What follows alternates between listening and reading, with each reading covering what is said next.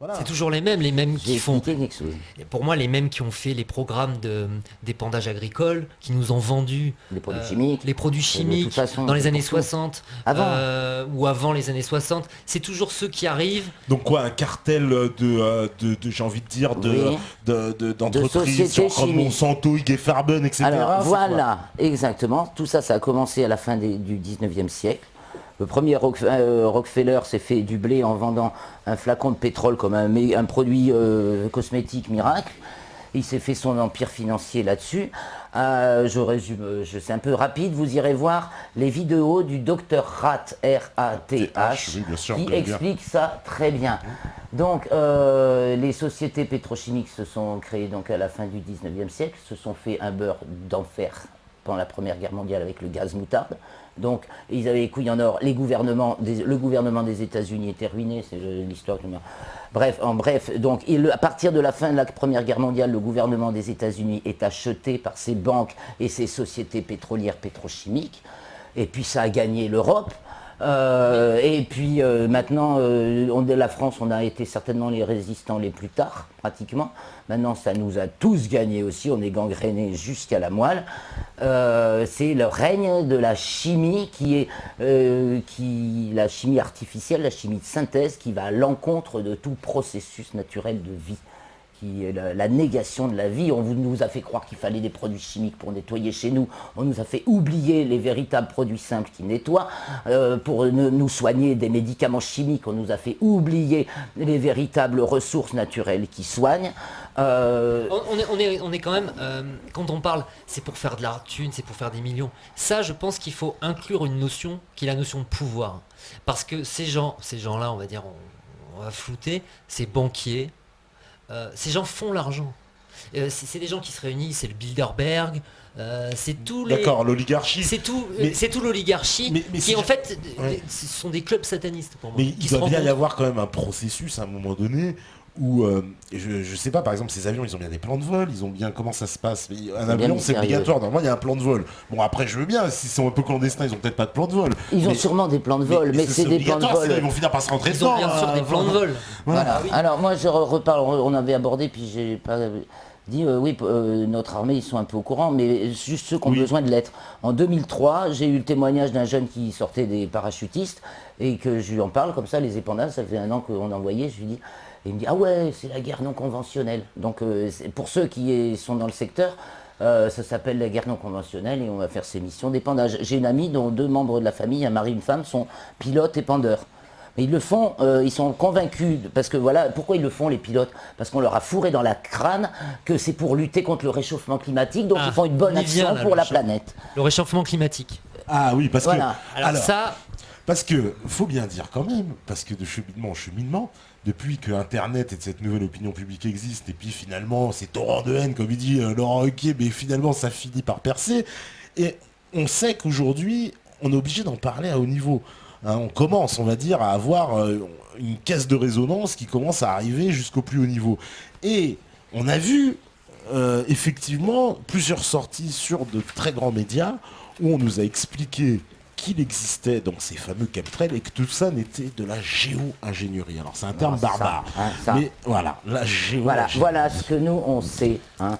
La cause de tous les problèmes climatiques, c'est la géo-ingénierie qui est à l'œuvre depuis les années 40 et amplifiée depuis les années 90 de manière monstrueuse, avec les antennes HARP qui sont autour de l'Arctique et qui font fondre la calotte polaire arctique. Il fallait cacher cette manœuvre militaire, donc le CO2 est venu à point nommé pour nous culpabiliser, engouffrer tous les écolos dans le piège et nous faire croire que c'est à cause de notre consommation et de notre rejet de CO2 que le climat se réchauffe, ce qui est un mensonge scientifique absolu. Le CO2 sur la planète Terre représente moins de 0,05% des gaz qui composent l'atmosphère. C'est pas comme sur Vénus où il compose les 98% de l'atmosphère, ce qui fait qu'effectivement il est la cause intense de l'effet de serre sur Vénus. Mais nous ne sommes pas sur Vénus, nous sommes sur la Terre. Et sur la Terre, c'est la vapeur d'eau qui est l'agent numéro 1 de l'effet de serre. Or, l'effet de serre est accentué par les épandages, par beau temps, car effectivement ils épandent des sels d'aluminium et de barium qui pompent l'eau qui est dans les sols. On constate que les sols se dessèchent infiniment plus vite depuis qu'il y a les épandages. Elle est où la vapeur d'eau? Elle est retenue par ces sels qui sont en suspension dans l'atmosphère, qui nous font une atmosphère plus lourde, plus chargée, pénible à supporter. Aussi il y a la luminosité aussi, il y a la blanche, etc. Tout ça, c'est la nouvelle atmosphère qu'il faut supporter, éteinte aussi au niveau de la vibration qu'on pouvait sentir. Bref, je m'étale et j'ai presque perdu le fil du début. Vas-y, reprends, on reparlera, mais voilà, le réchauffement climatique est devenu quelque chose qu'il ne faut pas remettre en question comme une vérité scientifique acquise. Et en fait, suite à cette vérité scientifique qui est le réchauffement climatique, c'est le CO2 qui réchauffe la température, etc. On fonde toutes les études, on dépense des milliards, les groupes écolos, pour nous annoncer des scénarios catastrophes, des ouragans, des tempêtes, etc. Enfin, le montée de niveau de la mer, pour en fait masquer HARP. Et si on regarde les effets... les effets de gaz, les gaz à effet de serre, n'importe quel manuel de météorologie dans les années 80 pouvait démonter ces théories en 5 secondes. C'est de base que c'est le soleil qui influe la température de la Terre. Après, c'est un peu plus complexe que ça, mais c'est le soleil, c'est pas le CO2, c'est l'inverse. C'est quand il y a des montées de chaleur, on remarque que le CO2, il monte après. Et le CO2, on en a besoin du CO2. De toute façon, les plantes en ont besoin. Voilà, ça, alors, c'est une aberration, en fait. Quand on voit la monstruosité des plans de la géo-ingénierie civile, donc qui existe maintenant, qui vient maintenant en Europe et qui arrive maintenant en France depuis quelques années, le plan, c'est il faut empêcher les rayons du soleil de passer pour limiter le réchauffement climatique dû au CO2. Alors si on empêche les rayons du soleil de passer, les plantes n'ont plus la lumière nécessaire pour transformer le CO2 en oxygène. Donc le CO2 devient vraiment un problème. Mais il faut que nous, simples gens, avec un bagage scientifique plus ou moins évolué, mais là il n'y a vraiment pas besoin qu'il soit niveau primaire, ça suffit, c'est ce qui manque à nos spécialistes, c'est la base. Ils peuvent nous faire tous les beaux développements qu'ils veulent, mais il manque la base, le primaire, le CO2. Si on empêche la lumière du soleil de passer, les plantes ne pourront plus le transformer en oxygène. Si la lumière du soleil peut passer, il n'y a pas de problème de CO2. Il y a zéro problème. Alors on parle aussi fonte des glaciers là, l'article. Mais en fait, fonte des glaciers. Ouais. Un directeur japonais du centre météorologique en Arctique, c'est un japonais, j'ai pas retenu le nom, mais lui ça le fait rire quand il voit des journalistes arriver et qui font des images de blocs de glace qui tombent, etc. Et puis ils leur disent alors c'est une catastrophe, c'est ce glacier qu'ils font. Et alors, mais il reste impassible, il leur dit mais vous savez en automne les feuilles tombent. C'est-à-dire que quand ça se réchauffe, le glacier fond et il perd des kilomètres et des kilomètres de glace, et quand la saison redevient froide, il se durcit. C'est logique. Je veux dire, il n'y a pas de perte de glace. On voit des ours qui errent sur des blocs de glace. Il y a toute une propagande qui dure qui est née dans les années 80. Il faut connaître la genèse. Je ne sais pas, tout le monde connaît, il y a des gens qui se renseignent quand même. La genèse, c'était Margaret Thatcher qui était en conflit avec, il y a eu la crise des mineurs en Angleterre, où il y a eu une sacrée révolution, les gens arrivaient quand même à s'organiser, elle n'arrivait pas à s'en dépêtrer. Et là, il y a un scientifique qui est sorti dans les bois et nous a annoncé le CO2 peut réchauffer l'atmosphère. Et là, Margaret Thatcher, elle s'est emparée de cette phrase, et j'expliquerai pourquoi après, c'était pas anodin qu'on fasse sortir quelqu'un comme ça, pour dire aux mineurs, voyez, l'exploitation des mines de charbon, etc., c'est le CO2, c'est pas bon pour la nature, ça va lui permettre après de sponsoriser le nucléaire, parce que le nucléaire ne rejette pas de CO2. Donc ce qu'elle va faire, c'est qu'avec cette phrase, elle va aller à la Royal Society, elle va prendre de l'argent, elle va mettre sur la table, elle va dire maintenant vous me prouvez que le CO2 réchauffe l'atmosphère. Voilà. Et alors ce qui s'est passé aussi, la conjonction qui s'est passée, c'est que le modèle socialiste dans les pays, les gens étaient déçus de ce modèle qui n'était pas appliqué, ce modèle anticapitaliste qui ne fonctionnait pas. Plus après on a eu l'écroulement du communisme.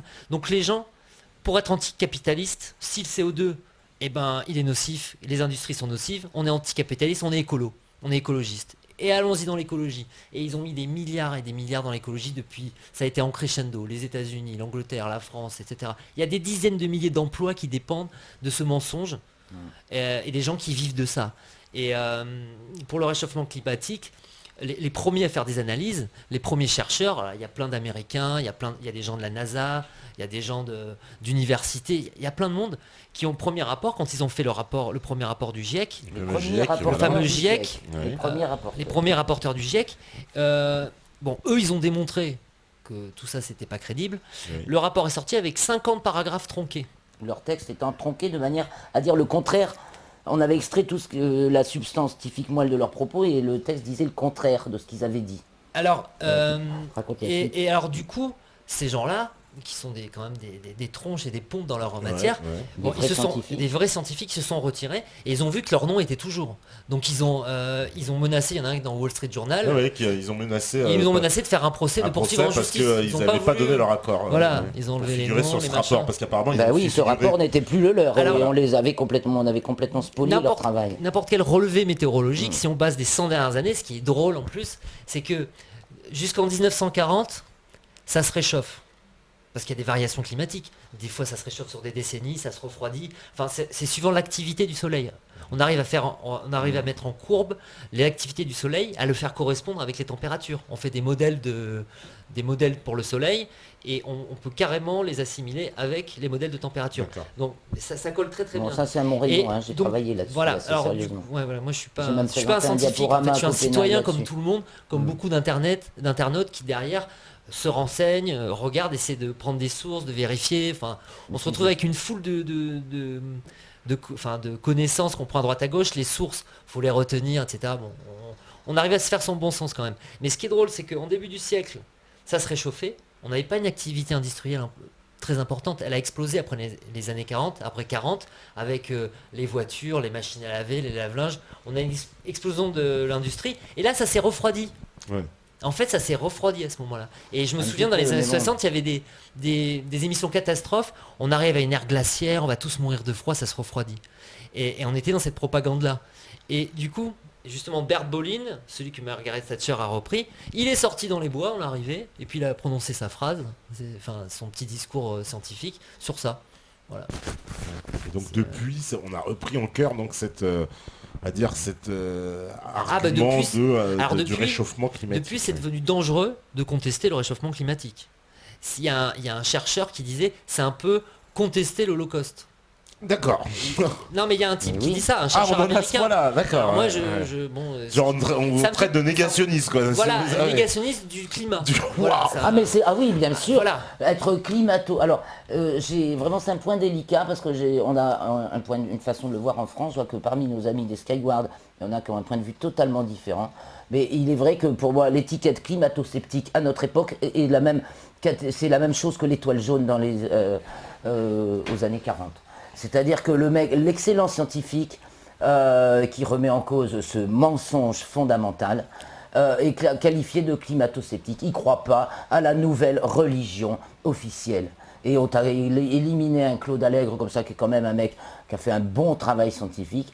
C'est parce que je suis retombé sur son livre il n'y a pas très longtemps, mais sa seule faille est de ne pas avoir dénoncé la géo-ingénierie comme cause des problèmes climatiques effectifs constatés. Donc il se contente de parler de l'imposture climatique et du mensonge. Et il est juste dans son analyse du climat, je la partage. Nous sommes deux chercheurs sur soleil et climat, astronomie et climat à l'origine d'Axipica. C'est ce qui nous a, et le constat des épandages et cette recherche nous a réunis et mené finalement à créer l'association. Et on a du temps encore ou... Juste avant la pause, on a allez, une petite minute. Une petite minute. Je voudrais dire aussi Bravo que... les auditeurs. Alors, on a dans les gens qui essaient de comprendre, etc. Nous, on n'a rien à vendre. Ça, faut bien le dire. On n'a pas de bouquin à vendre à 20 euros, à 10 euros, des conférences payantes, des machins. On n'a pas ça à faire. On veut que les gens s'informent, se forment, etc. Et je prends des gens qui s'occupent de l'environnement, par exemple, comme Claude Bourguignon. Ouais. Lui, il fait un travail formidable avec le sol, mais il ne parle pas de géo-ingénierie. Non. Il devrait savoir que dans son sol, on a quand même... il devrait trouver l'aluminium, enfin il devrait être au courant du phénomène. Il devrait nous rejoindre et nous aider dans ça. Il le fait pas. je veux pas être, comment dire, moi c'est mon ressenti, ça ne concerne que moi, mais chacun un peu son business. À un moment donné, on parle vraiment de choses graves, donc il va falloir s'unir, se C'est réveiller. Rabi peut-être, Et- non? Vous l'avez contacté aussi, non? C'est Pareil. Pierre Rabhi Rabhi, lui-même. Et Ah là, Alors, dis je que sais pas. malheureusement, Je sais oui, il pas, a eu l'information par plein de personnes. C'est pareil. Après, Et il y puis a des- après, il y a tous les gens qui sont dans sa suite. Il y a des et alliances qui après qui montrent qui que d'abord le trahissent un certain nombre. Voilà. pourquoi? Parce que C'est ça des fait preuves. complotiste en fait de parler de Et- ça, c'est ça? Il y a une espèce de Bah oui, préjugé c'est pas un sujet qui vend, hein, de Et toute non, façon. et puis, il faut C'est pas dire- un sujet qui vend. Je vois, je vais balancer des noms parce que c'est important. Ce sont des gens qui s'engagent aussi. Ce sont des gens qui s'engagent, qui quand même font du travail. Je jette pas l'anathème, je dis qu'ils font Non, du non, travail. non, on peut pas acheter l'anathème. Non, je jette pas l'anathème. Je dis Claire Je Sévra vais qui fait un expliquer très bon pourquoi. travail Ouais. sur la médecine, le complot mondial de la médecine. Elle devrait intégrer les épandats chimiques. Farida Belgoul qui fait des choses pour les enfants, le bien-être des enfants dans l'école, elle devrait regarder aussi au ciel Ouais, et mais se peut-être mouiller qu'ils aussi. connaissent pas, c'est parce que Mais- Ah, voilà. Alors, c'est quand même... Oui, non seulement ils connaissent alors pas, mais en s'ils plus connaissent ils ont pas, qu'ils viennent nous voir. Oui, voilà, ils n'ont pas les. Justement, on ne sait pas anodin qu'on ait créé l'association citoyenne pour le suivi, l'étude et l'information sur les programmes d'intervention climatique et atmosphérique. C'est qu'il n'y avait rien, ni personne. La documentation n'existe pas. Bah, Voilà. voilà. Nous, on a œuvré à la constituer, à observer. Un des points importants de notre association, c'est qu'on a un réseau sentinelle, un réseau d'observateurs, ce que devraient faire nos services publics. Hein, de manière comme nos services météo, tous les observateurs du ciel devraient être réquisitionnés et faire des vraies fiches, machin. Nous, on fait ça un peu en amateur, mais on fait quand même. On sait que tel jour, il y a des épandages à Strasbourg, Brest, Lille, Lyon, Marseille, dans la campagne, dans les villes, partout. Des fois, c'est que le sud, des fois, c'est que le nord, des fois, c'est que l'est, des fois, c'est que l'ouest, des fois, c'est tout le monde. Mais on a voilà, comme on est connecté évidemment par Internet, on peut savoir en même temps qu'il y a telle région qui sont aspergées et que aujourd'hui, tiens, c'est la trêve pour un tel. Il a de la chance, il respire. Ah bah voilà, il y a des polémiques, on va en parler juste après, ça tombe bien, voilà, il y en a ils sont pas d'accord. Ah, il y a la fonte des glaces infectes, ce n'est pas un fake, là, les glaces fondent. Ce que tu disais, c'était que simplement ils utilisaient à la télé des images montrant la fonte des glaces au printemps, où Ouais. c'est normal que les icebergs se disloquent pour nous faire des explications catastrophes. Bah, c'est Attention comme à il la dit, on nous montre, manipulation voilà, d'images. parce qu'on nous montre des Les images glaces tout le de la- temps Voilà, qui, c'est ça. les glaces de Qui la- fait les glaces reportages fondent et, alors c'est faux, c'est vrai, qu'est-ce Qui qu'on doit fait les penser? Mais on reportages sait pas. Bah, Alors, Qui fait les moi, j'en reportages. reparle Il sur la faut. fonte des Qu'est-ce qu'on glaces. doit penser? On doit écouter les spécialistes qui sont pas très jeunes maintenant, mais qui ont eu des postes importants et qui. qui dit c'est un fake. On peut avoir des noms de sources Alors- parce que ça, Alors, ça- les noms de sources, Ah, ils veulent alors, des sources. faut regarder. Les hein. glaces, la fonte des glaces, c'est pas un fake. Les glaces fondent partout où il y a des stations HARP. Autour de l'Arctique, il y a des stations HARP. Partout, l'Arctique fond. Dans l'Antarctique, il y a une seule station HARP, c'est dans la zone américaine, enfin à ma dernière connaissance. Les informations, c'est vrai que en 2009, quand j'ai fait le travail, j'avais eu l'info en 2004 qu'il y avait depuis 1990, par ciel et espace, hein, en 2004, qu'il y avait une station HARP en Antarctique, dans la langue fine, hein, qui est la zone américaine, celle qui rejoint l'Amérique du Sud. Il y a un seul endroit où ça fond en Antarctique depuis 1999, c'est dans cette zone. Le reste de l'Antarctique ne fond pas. Il n'y a qu'autour de cette zone où il y a une station HARP, un relais HARP dans l'Antarctique, que ça fond. Donc c'est la seule façon de s'en rendre compte, parce que effectivement l'Arctique fond de partout, parce que il y a HARP, Sura, Escat, partout autour des antennes. Allez, vas-y mon pote, c'est tout l'Arctique est pris dans ce système de four à micro-ondes géant. Ils Et sont positionnés c'est où logique. plutôt donc au nord du Canada, en Alaska, Tout, c'est ça? Sibérie, Ah, bah, les Canada, Russes, mais les Russes aussi. les Russes ont Sura. Oui, il y a HARP, les Américains ont HARP, les Russes ont Sura, les L'Europe. Européens avec les Suède. Japonais ont Escat. Escat est un programme civil, les deux autres sont des programmes militaires. On va en parler Mais- plus précisément. Et parce HARP, il y a des choses à dire. qu'il y a plein de choses à dire. On va en parler, on va en parler, on va en parler. Et Parce en que plus, c'est voilà. fini, HARP, mais ça a fait des petits. On va en parler, on va en parler. Et ben, On vous dit à revient. tout à l'heure. On vous dit tout de suite, Steph, il est Notre, prêt à la régie. régisseur va vous mettre des Évidemment, vidéos formidables. Il est prêt. Ouais, Donc, on fait la pause, on revient juste après. Tout de suite. Non, Voilà, donc de retour sur la libre antenne, alors toujours saison 2, on est avec l'association ACPICA. Alors, on a vu hein, les tonnes de commentaires, l'avalanche, c'est ce qui est bien évidemment à la libre antenne, puisqu'on a les réactions en direct. Et je pense qu'on va recadrer un peu le débat parce que tout le monde ne comprend pas. On dit que voilà, on n'a pas de preuves, que c'est un peu, ça part dans tous les sens. Ils comprennent pas vraiment voilà ce que c'est. C'est vrai qu'on est passé par Farida Belgoul et Oui, alors, voilà donc. Nous, recadrons les choses. Déjà, il faut recadrer. Bon, Claire, ça fait des années qu'elle est sur le sujet, et c'est vrai qu'elle s'emporte parce qu'elle aimerait bien que ça avance. Et puis bon, on est tous un peu des originaux, mais dans le sens avec raison, quoi, parce qu'on est différents. Donc voilà, on n'est pas des scientifiques à la base, on est des citoyens comme les internautes. Et on essaie de se renseigner par tous les moyens possibles, en croisant les sources. Voilà, on est un peu comme tout le monde. On n'est pas initié à des informations parce que y a pas de... Personne n'en parle. Les scientifiques ne viennent pas en parler. Les scientifiques dépendent de crédits, de l'écologie, d'État, etc. Suivant toujours les mêmes dogmes scientifiques. Et s'ils sortent ces dogmes et qu'ils se mettent à parler, mais ils travaillent plus. Il y a un sujet qu'il faudra passer, le sujet sur l'aluminium. Je ne sais pas s'il est passé. Ouais, ça je sais pas dans quel ordre il l'a passé. Je sais pas. C'est- Peut-être sera la deuxième pause. Voilà, le sujet sur l'aluminium, ça montre bien où on en est avec les scientifiques. Il s'agissait du professeur Jean-François Dartigue au CNRS à l'université Victor Ségalen de Bordeaux, qui avait prouvé que la présence du sel d'aluminium dans l'eau était un facteur qui multipliait par 2 le risque d'Alzheimer. Il y a François qui est venu, ils ont fait un article. Le lendemain, on l'appelle, Kouchner l'appelle, et ça c'est Guy Berton, son associé, qui témoigne. Donc c'est une vidéo qui existe, et c'est une vidéo qui est passée dans un reportage sur France 2 ou sur France 3.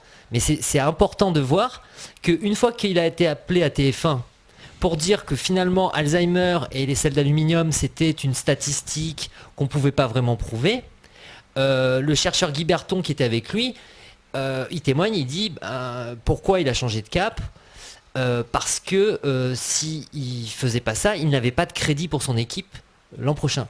Et Guy Berton dit mais on n'est pas le scientifique d'un État, on est le scientifique d'une population et on est le scientifique de toute la planète en fait, des êtres humains. C'est pour ça qu'on travaille, pas pour l'État, etc. Donc après, trouver des scientifiques qui sont chevronnés sur les gaz à effet de serre, c'est pas compliqué parce que pour un scientifique de la météorologie par exemple, c'est des choses de base. Mais qui arrive à aussi parler des épandages chimiques aériens, qui arrive à parler de HARP, bah si des internautes en trouvent, qui viennent à la CEPICA, fournir encore plus d'informations, faire un texte vraiment scientifique, etc. Voilà. Parce que les scientifiques, ils veulent pas se mouiller dans cette affaire. Il n'y a pas de scientifiques qui Il ne peut y avoir, ouais. Non, aucun scientifique se Il ne mouille peut y vraiment. avoir que de scientifiques indépendants. Ils sont rarissimes. Tout à l'heure, je parlais de Claude Allègre qui s'est engagé sur le climat, mais voilà, c'est pas un exemple. Qui n'a pas du tout abordé la géo-ingénierie, donc à mon avis, ça l'a planté. Les scientifiques, aujourd'hui, ont tous été formés dans les années 90, depuis au moins les années 90, les scientifiques sont formés à la croyance qu'on ne peut impossible à remettre en question, que le CO2 est la cause du problème climatique. Donc là-bas, tout est basé là-dessus maintenant. À cause du CO2, il y a le réchauffement climatique. Et à cause de ce réchauffement climatique, il va falloir trouver des solutions autres que les protocoles internationaux comme Kyoto, etc., puisque ça n'a pas été respecté. Et donc on fait passer maintenant, sous ce prétexte-là, la géo-ingénierie dans le domaine civil, alors qu'elle est pratiquée par les militaires depuis une 60aine d'années, de manière bien sûr croissante. Et maintenant, depuis le début des années 2000, elle fait irruption dans le monde civil. Elle est introduite en France, bien sûr, en Angleterre par la Royal Society.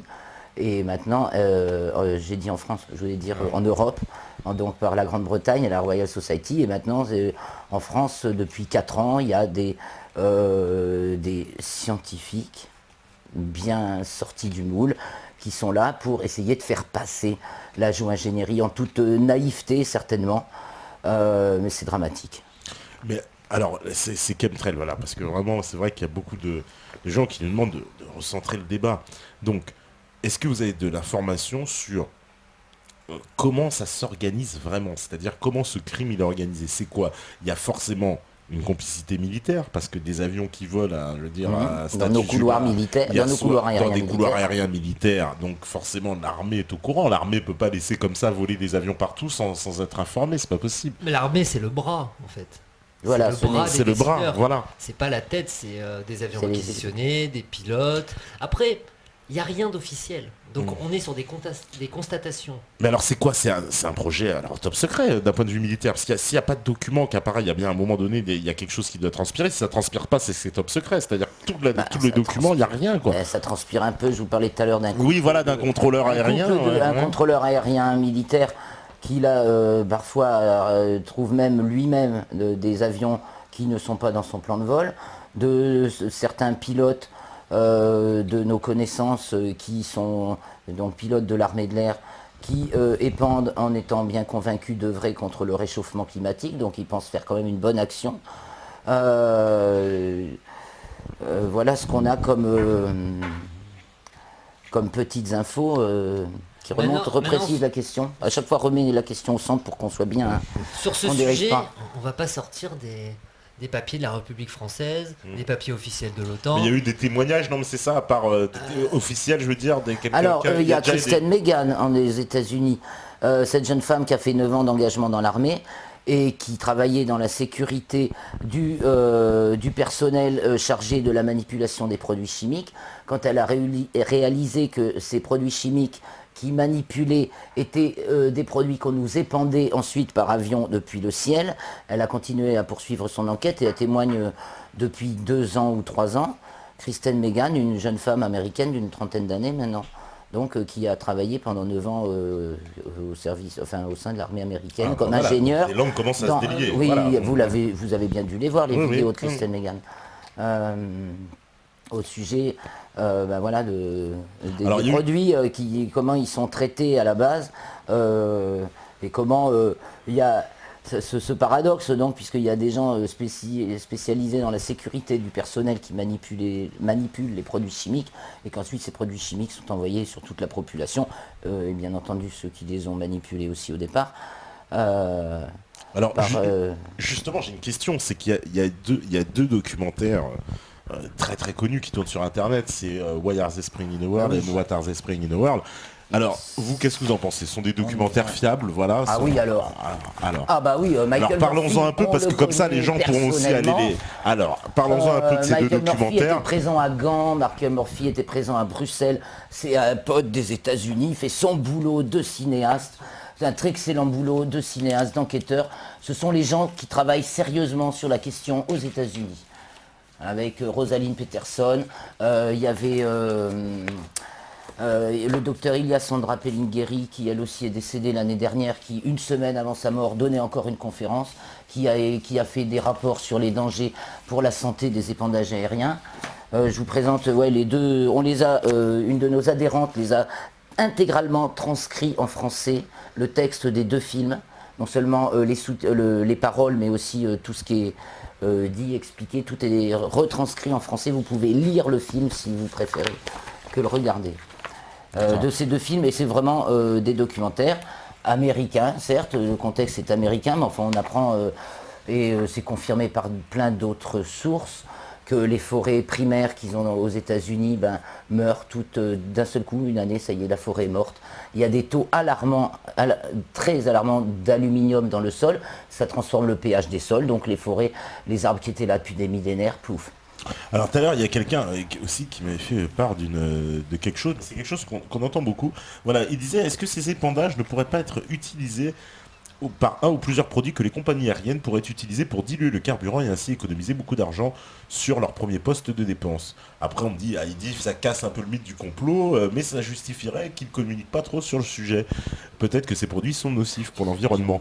C'est-à-dire qu'en fait, c'est une théorie, c'est ce que j'ai déjà entendu aussi, comme quoi, et on utilise, enfin, alors justement, est-ce que c'est pas eux peut-être qui insufflent ça, parce que c'est quelque chose qu'on entend dans certains médias aussi, on nous dirait que en fait, ces traînées chimiques seraient provoquées par l'utilisation en fait d'additifs placés en fait dans le kérosène des compagnies qui évidemment permettrait de payer moins cher le carburant, mais du coup provoquerait... Alors, Vas-y. Alors. Et après je. depuis quelques années, tous les carburants des avions est enrichi en aluminium. Ils ont inventé un nouveau carburant plus Voilà. riche en aluminium, le trimétalumine. C'est ce qu'on nous disait aussi tout à l'heure. Qui fait que maintenant, il y a, voilà, l'approvisionnement en kérosène de tous les avions du monde est enrichi en aluminium. Donc, il lâche déjà plus d'aluminium qu'avant dans leur altitude, dans leur haute altitude d'avions civils.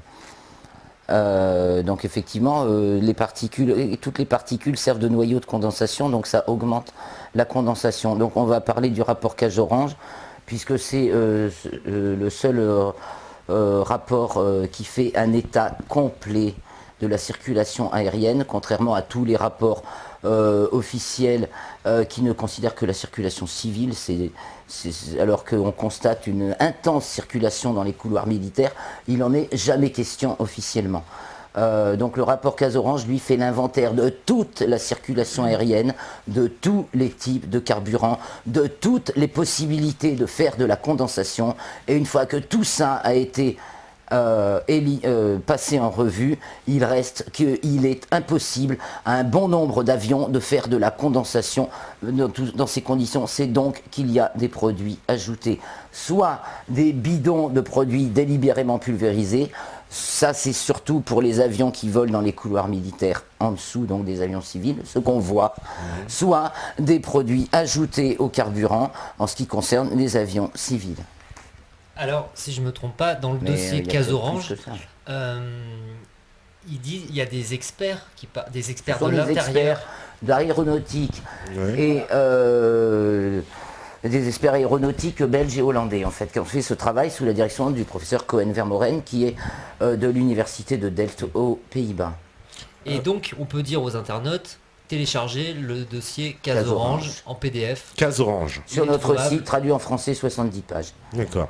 Parce que voilà, on me dit, tiens, je suis un scientifique CNRS, chercheur Ah. en biologie humaine.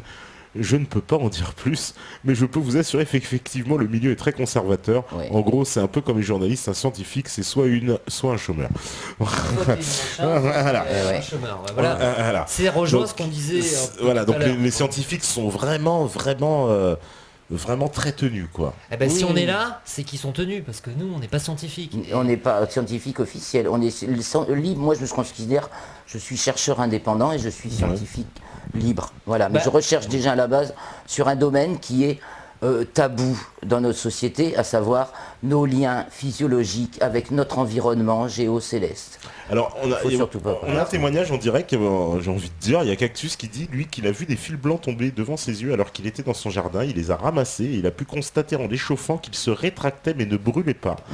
Je pense donc que c'est une sorte de plastique, je l'ai Ouais. conservé mais je ne sais pas quoi en faire. J'ai filmé au-dessus de chez moi ce même après-midi et on constate des milliers de filaments blancs, parfois très longs, se baladant dans le ciel à des hauteurs assez importantes. C'est assez troublant quand on voit ça de ses propres yeux. Voilà, bon, un témoignage en direct de Cactus, voilà, qui nous dit, lui, il a vu donc ces fils tomber du ciel. Ça veut dire que donc ils épandent ces produits. Alors ça veut dire qu'il y a plusieurs types en fait, parce qu'on les voit pas tout le temps les fils, non? Non, voilà, c'est- il y a plein de il produits y a plein de différents. produits différents, c'est ça. Et hein. selon les conditions météo aussi, ça produit ces filaments. Est-ce qu'ils proviennent d'épandages délibérément créés pour faire ces filaments? On peut le supposer. Ou est-ce que c'est une convergence réaction, de facteurs d'accord, ouais. qui font que dans certains types de situations météo, les produits épandus se constituent en chaînes de polymères, parce que ce sont des chaînes de polymères en fait. Alors le polymère, c'est une matière, alors, parce que moi j'y connais rien en chimie. C'est des molécules qui s'agglomèrent les unes On va après dire les c'est du autres. plastique. C'est du plastique. Voilà, c'est quoi, à base des de pétrole? plastiques. C'est quoi le Oui. polymère? Ah, C'est à ouais. base de phtalate, après il faut connaître les noms chimiques. Ah ouais, voilà, De- moi C'est ce que je vous ai montré choses tout à plastiques. l'heure. je suis un profane, alors Dans le rapport beaucoup le Analytica. sont. Hein. Alors, c'est ce que je vous ai montré tout à l'heure dans le rapport Analytica, et il y a donc voilà, tous les produits qu'il a trouvés. Vous voulez que je vous en lise quelques-uns parce que Pour comprendre un peu, c'est quoi ces franchement, substances il y en a quoi. beaucoup. Le Alors, le rapport Analytica, on rappelle que Je- c'est... Rappelle ce que c'est, Claire, le rapport et c'est Analytica. donc, oui, je rappelle ce qu'est le rapport Analytica. Donc, on a fait faire en 2013 et en 2012 et 2013 des filaments qui ont été récoltés en 2012. Sous huissier. Devant Et le d'autres jury. en 2013. La contrôle deuxième d'huissier. fois, on les a récoltés devant huissier. des filaments donc, qui étaient tombés à Saint-Martin-de-Crau dans les Bouches-du-Rhône. Donc ils ont été récoltés et analysés par le laboratoire Analytica qui se situe dans le Var. Et donc j'ai en main là le deuxième rapport, on a aussi le premier, bien sûr j'en ai que le deuxième. Et donc on peut avoir une petite liste de tous les produits analysés là-dedans. Donc, c'est un laboratoire très sérieux qui est lié avec des organismes d'État. Méthyle, pyrrole, méthyle, RT086, styrène. Mais qu'est-ce qu'on peut en dire de toutes ces substances phénol, en gros, donc c'est quoi? Ce sont des perturbateurs endocriniens. Bah voilà, ça c'est une information intéressante. Donc ce sont des perturbateurs endocriniens. Voilà. D'accord. Perturbateurs endocriniens, ce qui signifie qui perturbe quoi le système lymphatique, neuronal, le la système thyroïde immunitaire, éventuellement, la fertilité, le cerveau. D'accord. Voilà, donc ce sont des composants que notre corps assimile mais ne gère pas. Oui. Donc après, suivant les natures, il y en a peut-être qui l'évacuent plus que d'autres, il y en a peut-être qui l'assimilent et qui tombent malades vite. Voilà, après, on n'a pas vraiment d'état sanitaire, mis à part les chiffres des maladies qui correspondent à ces épandages, et faire des relations entre tout ça. Oui, voilà, c'est-à-dire qu'on peut constater les épandages, mais il n'y a pas eu jusqu'à présent, on peut dire, une étude scientifique pour mettre la relation entre certaines maladies, certaines conséquences sur la santé et les épandages. Mais la médecine ne reconnaît pas ça. La médecine ne reconnaît pas. Oui, et puis même maintenant, alors qu'il était scientifiquement établi que l'aluminium était une cause majeure de la maladie d'Alzheimer, il y a de nouveaux articles scientifiques qui sortent pour vous dire que non, l'aluminium n'est pas une cause de la maladie d'Alzheimer. Voilà, c'est en train de sortir là, ça vient maintenant. D'accord, donc c'est pour ça qu'on est un peu dans le flou, parce qu'il y a toujours, on a l'impression que dans ce domaine-là, des informations et des contre-informations ne cessent d'apparaître. On a l'impression que c'est très difficile de déceler le vrai du faux, et pourtant c'est sous nos yeux. Mais alors surtout qu'il faut se rappeler, c'est que à force de se plonger sur Internet, certes, mais moi je répète, allez dehors, regardez votre ciel, allez vous promener avec vos enfants quand il fait beau. Allez voir votre ciel bleu, ce qui devient. C'est tous les jours, ou c'est quasiment tous les jours. Donc au bout d'un moment, il y a le bon sens. Il y a le bon sens qui vient. On est peut-être pas tous des scientifiques, mais on peut avoir l'esprit scientifique de collecter des informations, faire des recoupements, et pour arriver, pour enfin accepter. Parce qu'à un moment donné, la recherche d'informations pendant des années, on connaît le phénomène, il y en a qui l'assimilent, alors ils passent leur temps à chercher des infos. Mais une fois qu'on a assimilé le phénomène, après il faut dézoomer, et c'est de voir ce qu'il y a dans l'environnement des épandages chimiques, dont on parlait de HARP tout à l'heure, on parlait des autres sujets. HARP, justement, j'aimerais bien qu'on y revienne après, justement, sur HARP. On va y revenir. Il faut dézoomer, mais totalement même, sur sa vie, prendre de nouvelles habitudes. Enfin, je veux dire, si le système nous offre un gazage pour tout le monde, va falloir en fait voir si on peut pas prendre d'autres habitudes de vie aussi. Après, Alors justement, pour parler de HARP, parce que HARP, ça c'est un sujet aussi, tout à l'heure il y en a qui me demandaient aussi sur le chat justement, qui disaient mais attendez, on aimerait bien qu'on revienne un peu sur HARP. Alors HARP, pour présenter HARP, parce que HARP, ça a été reconnu, là pour le coup, HARP, on va dire on n'est pas dans le complot, puisqu'il y a eu c'est une notoriété publique. C'est de notoriété publique mondiale. Il y a même des reportages télé, donc c'est pas quand même les rois du complot, selon leurs critères, j'ai envie de dire, mais qui parlent de HARP tout naturellement, des reportages qui nous expliquent HARP, une station. Alors, on va jamais dans le fond des choses, c'est-à-dire qu'on reconnaît l'existence en fait de ces stations. Vaguement, de très loin, on peut reconnaître en fait une espèce d'activité militaire. Pour les plus aficionados qui vont aller voir des vidéos un peu plus chocs, on va leur dire que effectivement il y a des ondes qui s'échappent, mais on ne comprend pas bien tout ça, on ne comprend pas bien la finalité, on ne comprend pas bien. Comment ça marche d'abord? De quoi il s'agit? Enfin, ou si tu veux d'abord parler. Te lancer, bon, je peux expliquer, hein, je connais bien. Vas-y, explique et moi je complète. Si tu veux, ou je te préfère le contraire. D'accord. Alors HARP, la première fois qu'on a entendu parler, c'était en Alaska. À Gakona, tout le monde connaît, ceux qui ont vu les documentaires sur HARP, c'est là-bas. Voilà, il y a une base qu'on nous montre en Alaska. On avait 150 millions de mètres cubes de gaz. À la base, c'est parti comme ça. L'armée américaine ou une société privée américaine est partie là-bas pour exploiter ce gaz et soi-disant le faire revenir aux États-Unis pour le transformer en électricité et le faire revenir aux États-Unis. C'était les prétextes de financement, ils sont partis là-bas. Il se trouve qu'une fois là-bas, c'était compliqué peut-être de faire venir l'électricité aux États-Unis, parce que ça représente à peu près 2 ans d'électricité, selon les spécialistes, le gisement. Ils ont fait HARP. Il faut savoir que HARP, ce sont des antennes. Voilà, c'est comme une espèce de Je vais expliquer, là, vas-y. de champ géant avec des antennes qu'on voit Alors, partout. ça veut dire hein. High Frequency Auroral Active Research Program, c'est-à-dire programme de recherche active sur les hautes fréquences aurorales, c'est-à-dire ce qui crée les aurores boréales, c'est-à-dire la ionosphère. Donc c'est un programme officiellement de recherche sous contrôle exclusivement militaire américain, dont la première station a été ouverte à Gakona en 1993 et vient d'être officiellement fermée. Il y a eu une audition au Sénat américain au début de l'été ou au printemps dernier, où une sénatrice interroge devant le Sénat américain le responsable du projet HARP sur où en est le programme de recherche. Et donc le programme de recherche a été mené à bien de manière très satisfaisante, voilà ce que dit le responsable du programme HARP, et que maintenant la station de Gakona n'a plus d'utilité, il faut la démanteler avant l'hiver, voilà ce qu'on entendait dans la vidéo qui est sortie cet été en juin ou juillet.